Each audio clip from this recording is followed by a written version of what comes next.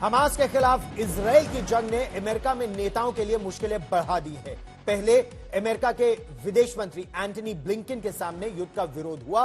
अब एक जनसभा में अमेरिका के राष्ट्रपति जो बाइडेन को एक नागरिक ने टोका, गाजा में युद्ध विराम की मांग की। यूक्रेन, इजराइल और ताइवान के लिए $1 बिलियन की मदद की बात करने वाले जो बाइडेन और उनकी पार्टी के नेता ऐसे विरोधों का अब आए दिन सामना कर रहे हैं, जहां अमेरिका की जनता यह बोल रही है कि हमास के खिलाफ युद्ध में गाजा पट्टी की जो आवाम है उनके खिलाफ इतनी बड़ी बमबारी क्यों। देखिए ये रिपोर्ट। गाजा में हमास के खिलाफ इजराइल की जंग का आज 27वां दिन है। हमास को जड़ से मिटाने की कसम खाकर इजराइल ने गाजा पर ताबड़तोड़ हमले किए। अब उसने जमीन, हवा और पानी से एक साथ हमला किया है।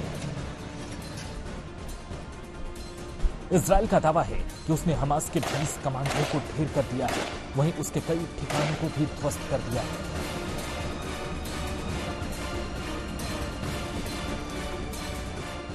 लेकिन अस्पताल से लेकर रिफ्यूजी कैंप और रिहायशी इलाकों से लेकर यूएन के दफ्तरों तक पर हमले हुए। इन हमलों में फिलिस्तीन, यूएन कर्मचारी, डॉक्टर, नर्स, पत्रकार सबकी मौत हुई। इजरायलियों की मौत का आंकड़ा जहां 1400 पर आकर थम गया, वहीं गाजा और वेस्ट बैंक को मिलाकर फिलिस्तीनियों की मौत का आंकड़ा करीब 9000 को छूने वाला है। इजराइल के इस कार्रवाई में अमेरिका और पश्चिमी देश पूरी तरह उसके साथ है। यही नहीं, बाइडेन प्रशासन ने संसद से इजराइल और यूक्रेन की मदद के लिए $1 बिलियन की मदद वाला बिल पास करने की भी अपील की है। मगर गाजा में नागरिकों की मौत के बाद अमेरिका में युद्ध के खिलाफ आवाज बुलंद हो रही है। राष्ट्रपति जो बाइडेन मिनेपोलिस में एक चुनावी सभा को संबोधित कर रहे थे। इस दौरान खुद को यहूदी रब्बी बताने वाली एक महिला ने उन्हें टोका और युद्ध विराम की अपील की। इस महिला को लोगों ने चुप करा दिया और कुछ देर में सुरक्षाकर्मी उसे बाहर ले गए।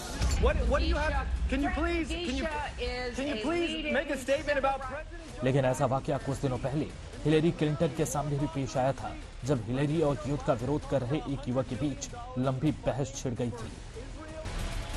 हिलेरी क्लिंटन ही नहीं, कैपिटल हिल में विदेश मंत्री एंटनी ब्लिंकन के साथ भी ऐसा ही हुआ, जब वो इजराइल के लिए और अधिक मदद देने वाले बिल पर सांसदों से समर्थन मांग रहे थे। वो अभी अपील ही कर रहे थे कि युद्ध विरोधी एक महिला कार्यकर्ता ने उनका विरोध करना शुरू कर दिया। ब्लिंकन हैरत में पड़ गए और वो महिला फिलिस्तीन में नरसंहार बंद करने की मांग को लेकर अमेरिकी सरकार को कोसती रही। सुरक्षा बल जब उसे बाहर ले जा रहे थे, तभी वहां मौजूद लोगों ने अपने हाथ उठाकर लाल रंग से रंगे हाथ दिखाए। ये नरसंहार का प्रतीकात्मक विरोध था। एक प्रदर्शनकारी महिला को बाहर ले जाया गया तो एक और बुजुर्ग महिला ने अपनी आवाज उठा दी। आखिरकार ब्लिंकन को अपनी बैठक खत्म करनी पड़ी। दरअसल अमेरिका में ऐसा क्यों हो रहा है? अमेरिका और पश्चिमी देश खुद को मानवाधिकारों का सबसे बड़ा पैरोकार मानते हैं। मानवाधिकारी और अभिव्यक्ति की आजादी के नाम पर वो तमाम देशों पर सवाल खड़े करते हैं। लेकिन जब गाजा में हमास पर कार्रवाई के दौरान बच्चे, महिलाएं और आम नागरिक मारे जा रहे हैं, तब भी ये देश युद्ध विराम की बात नहीं कर रहे हैं। इस वजह से ही बाइडेन, हिलेरी और ब्लिंकन जैसे नेताओं का विरोध हो रहा है। लेकिन मध्य पूर्व में अपने सबसे बड़े सहयोगी इजराइल की बात मानना उनकी मजबूरी है और भू राजनीतिक हितों के लिए जरूरी नहीं। आज तक और आज तक पर इस जंग की सारी जानकारी पिछले 27 दिनों से पहले मैं और फिर मेरे सहयोगी शिव अरूर ग्राउंड जीरो से लगातार आपके पास हम ग्राउंड रिपोर्ट्स लेकर आ रहे हैं। मैं इस जंग से लौट आया पहले, अब मेरे सहयोगी शिव अरूर भी लौट आए हैं और विस्तार से चर्चा करेंगे कि अब ये जो जंग है ये क्या रूप लेने जा रही है। लेकिन उससे पहले ये report. Okay, that's a siren alert that you can hear in this city as well. So I'm just going to head into a shelter right now.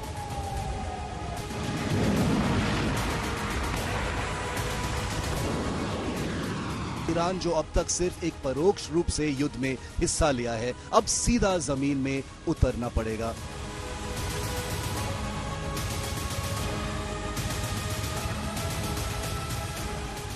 Israeli वायुसेना ने गाजा के बहुत करीब एक बीच है, सिक्किम समुद्र तट पर एक सुरंग पर हमला किया।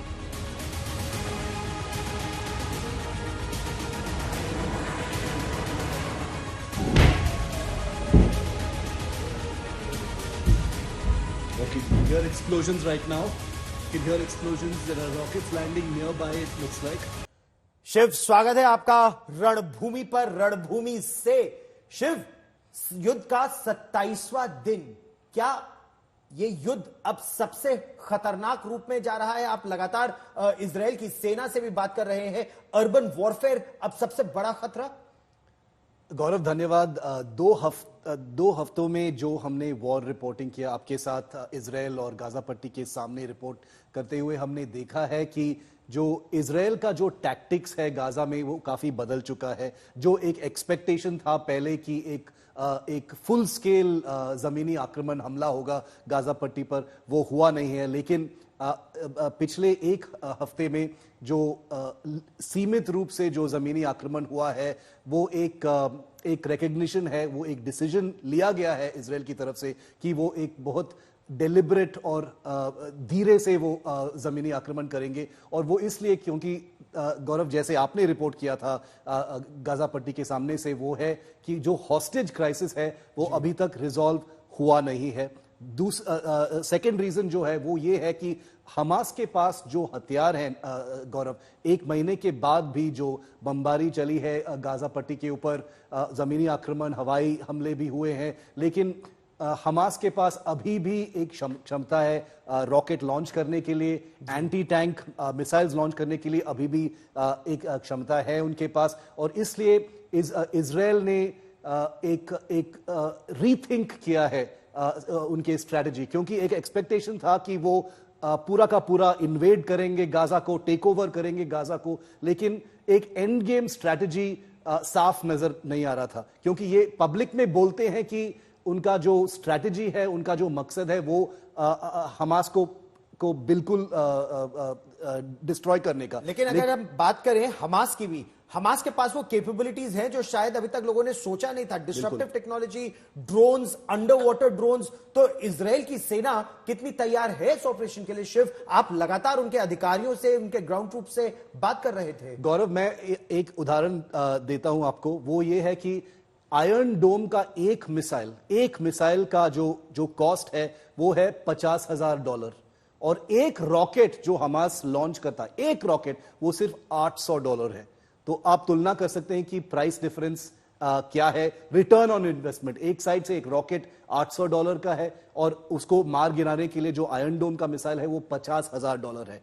और हमास के पास ना सिर्फ रॉकेट्स हैं, ना सिर्फ एंटी टैंक मिसाइल्स हैं जो ईरान से आते हैं, लेकिन जो वीडियोस अब सामने आए हैं गौरव, उससे हमें पता चलता है उनकी हमास के पास बहुत ही खतरनाक ड्रोन्स हैं जो ग्रेनेड गिरा सकते हैं। एक प्रोपेगेंडा वीडियो अभी सामने आया है जिसमें एक ड्रोन बिल्कुल गोप्रो कैमरा उसका फिल्म कर रहा है। वो एक छोटा ग्रुप है आईडीएफ सोल्जर्स के गाजा पट्टी में, उनके ऊपर उड़ के एक ग्रेनेड गिराता है उनके बिल्कुल ऊपर।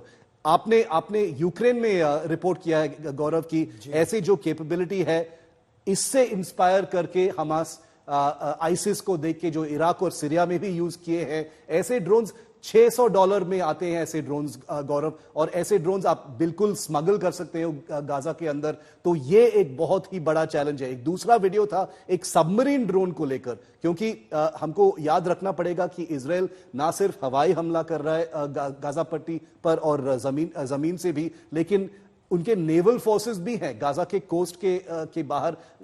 उनके वॉरशिप्स हैं, युद्धपोत हैं जो नेवल ऑपरेशंस कर रहे हैं। तो उनके पास एक अंडर वाटर ड्रोन टेक्नोलॉजी भी हाथ में आया है जो काफी खतरनाक हो सकता है इजराइल के लिए। अच्छा शिव, ये जो लड़ाई इस समय चल रही है, ये 21st सेंचुरी वॉरफेयर को का एक बहुत बड़ा उदाहरण है। और इसमें इन्फो वॉर्स, इंफॉर्मेशन वॉरफेयर, यानी आप न केवल जमीन पर युद्ध लड़ रहे हैं बल्कि आप दुश्मन के दिमाग पर और दुनिया भर के दिमाग पर भी अपना रूल कर रहे हैं। और इसमें भी देखा जाए तो हमास क्या इजराइल की सेना से 2 कदम आगे है? ऐसे ही लगता है गौरव, क्योंकि जब हम इंफॉर्मेशन और हेडलाइंस देखते हैं स्पेशली इंटरनेशनल मीडिया में, तो ऐसा लगता है कि जो इजराइल बोलता है उस पे बहुत सवाल उठते हैं, जो क्लेम्स इजराइल करता है उस पे बहुत सवाल उठते हैं और उठना भी चाहिए। लेकिन जब हमास का जो स्वास्थ्य मंत्रालय है गाजा पट्टी में, जब वो कुछ क्लेम करते हैं, मृतकों का संख्या वो सामने करते हैं, वो बिना सवाल वो रिपोर्ट हो जाता है इंटरनेशनल मीडिया में। तो एक काफी एक नैरेटिव डिफरेंस बन चुका है और ये इजराइल के लिए बहुत परेशान करने वाली बात है, क्योंकि इजराइल एक ऐसा देश है जो इंफॉर्मेशन वॉरफेयर पर बहुत फोकस किया है इन द पास्ट, और इसलिए अक्टूबर 7 में जो हुआ था जो बर्बर था हमने देखा था, उसके बाद भी इजराइल को ये एक्सपीरियंस, ये अनुभव है कि उनको लड़ना पड़ रहा है नैरेटिव के लिए। तो क्लेम्स वर्सेस काउंटर क्लेम्स, मृतकों की संख्या, जो स्पेसिफिक क्लेम्स जो हुए हैं, बिहेडेड बेबीज, एक हॉस्पिटल पर जो हमला हुआ था, ये सब घटनाओं को लेकर इजराइल आई थिंक 2 कदम पीछे है हमास से। इजराइल 2 कदम पीछे है हमास से, और इस समय खतरा इस बात का भी है कि ये कहीं एक बहुत बड़े युद्ध के रूप में जो आसपास के देश भी जिसमें शामिल हो जाए उसमें ना परिवर्तित हो जाए। लेकिन ये बहुत अच्छी बात है कि आप सुरक्षित घर आ गए, आपका परिवार इससे बहुत संतुष्ट होगा, हम सब बहुत प्रसन्न हैं। Shiv, welcome back.